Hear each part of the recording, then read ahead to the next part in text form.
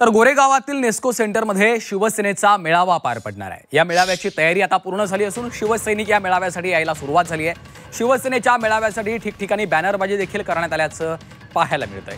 गोरेगावमधील Nesco centre इथं एकनाथ शिंदेंच्या शिवसेनेचा हा मेळावा पार पडतोय। थेट जाऊयात आमचे प्रतिनिधी गोविंद तुपे त्या ठिकाणावरून आपल्यासोबत जोडले गेलेले आहेत। गोविंद, या आजच्या मेळाव्याला खरं तर अनेक अर्थांनी महत्त्व प्राप्त झालेलं आहे। आगामी बीएमसी निवडणुका असतील, स्थानिक स्वराज्य संस्थांच्या निवडणुका असतील, त्या अर्थानं आता एकनाथ शिंदे नेमकं काय बोलतात हे ऐकण्यासाठी राज्यभरातनं शिवसैनिक जमायला सुरुवात झाली आहे। काय सध्याचं चित्र आहे?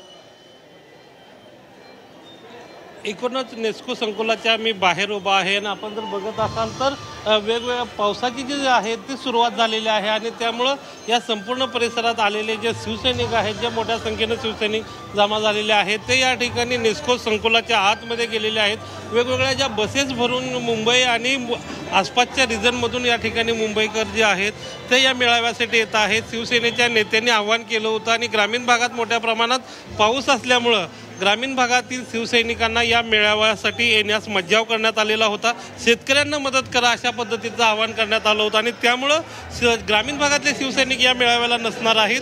फक्त मुंबई आणि MMR रिजनमधले जे शिवसैनिक आहेत ते या मेळाव्यासाठी आल्याचं चित्र पाहायला मिळत आहे।